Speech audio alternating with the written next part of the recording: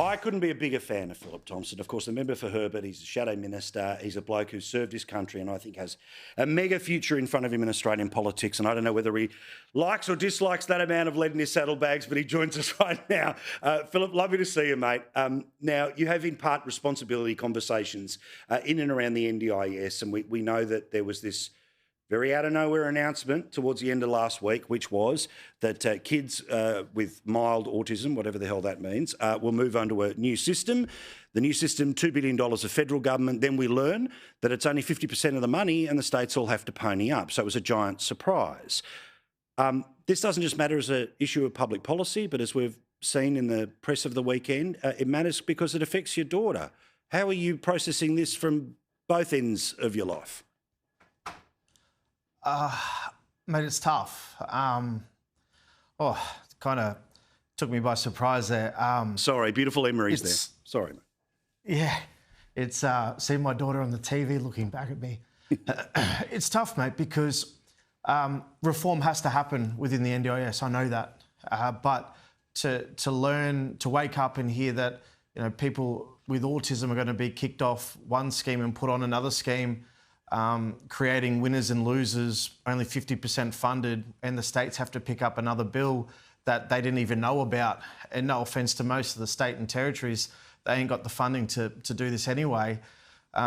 It's tough, mate, because I don't want my daughter and other children around the country to fall through the cracks, because early intervention is what is needed so they can live a fulfilling life and get to their normal. Without early intervention, my daughter wouldn't have been able to look at me and say, "I love you, Dad." And I think that this hasn't been done in a way that is bringing the families on the journey, bringing the participants with them. And this isn't a plan, and it makes me quite anxious.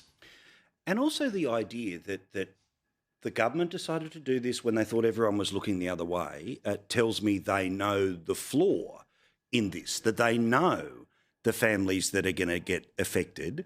And then when you find out that the funding thing is smoke and mirrors, and I mean, as the bloke who's trying to have a look at the NDIS, that, this thing is growing and there's an awful lot of money and at times people from the outside will say too much money, but where we draw the line matters. And I don't want to be drawing any lines that mean your girl and everyone else's little boy or girl who's watching us is the one on the wrong side of the line. Correct. And having children be the one that potentially will miss out on the supports that they need, I think it isn't the right way to go. I think that's a complete failure. This announcement wasn't done correctly. It is smoke and mirrors. It's 50% funded, maybe. I don't really know. But we do know that the states woke up in the morning and found out they're on the hook for it too. And then, like I said before, it needs to be reform. Absolutely. There needs to be changes that are made. Absolutely. I don't know if this is the correct way of going about it. I think we should be punishing those massive organisations that are ripping off the taxpayer and robbing participants from services that are continually in the media. I think we need to go real hard on that. But I want to work with the government. I want to be supportive with them, come on the journey, but we're not being brought on any journey, and we're finding out at the same time everyone else is, so we can't even offer suggestions, work with them, get people in the room, get families in the room, get some participants, get someone that has to live this life every single day and look after their loved one, to sit there across from the minister and say, have we thought about, what about this? Because cutting early intervention or making it the way it is, where you really feel like your child is an inconvenient dollar figure on the government's budget bottom line, I don't think is in the best interest for these children to get the developmental help that they need.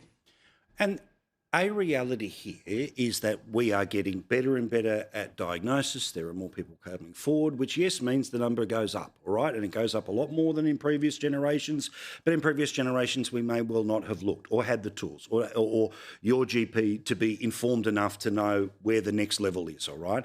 And these beautiful little kids who of course need all of our love, all of our support, and every tool. I mean, our job as mum and dad, right, is to deliver our kids as many tools as possible to be able to deal with the world when they have to deal with the world themselves, right?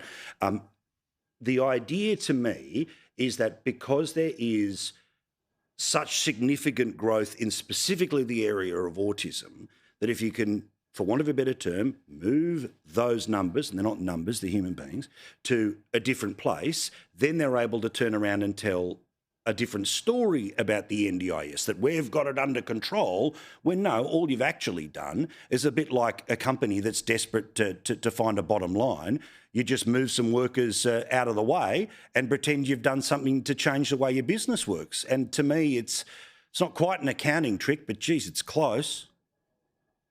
Yeah, and I'm not an expert. The doctors do the diagnosis. I get asked often about, is there too many people on or people being overdiagnosed? I don't know. I'm not the medical professional, but what I do know as a parent is I can see the support that has been able to change my daughter's life, and to move them around like this without working with industry and without working with families is tough. And the minister came out and said, oh, well, no one's going to feel any of the effect of any changes for some time until we roll this out. Well, that's not true, because AEIU, that provides support for children with autism, they already have enclosures. Autism in Queensland is restricting their number of services they provide because of funding that has been different. And people have been getting different diagnosis or a high diagnosis, but going backwards with the support that they've been provided by the NDIS. So it's clear that they've been given a direction and a mandate. All I want from this government and from Mark Butler is to work with us. This isn't going to be a political punch-up. I'm not here to fight him. I'm here to work with him, because the future of these children, this isn't some policy that just gets rammed through and we never hear about it again. We have lives in our hands at the moment, and we need to do everything we can to make sure that these children live the best lives and have the best lives that they can possibly have. I love you, mate. You're a wonderful dad, one of many wonderful dads that are taking care of wonderful kids, mate. All the best to you and the rest of the family, mate. We'll talk again very soon.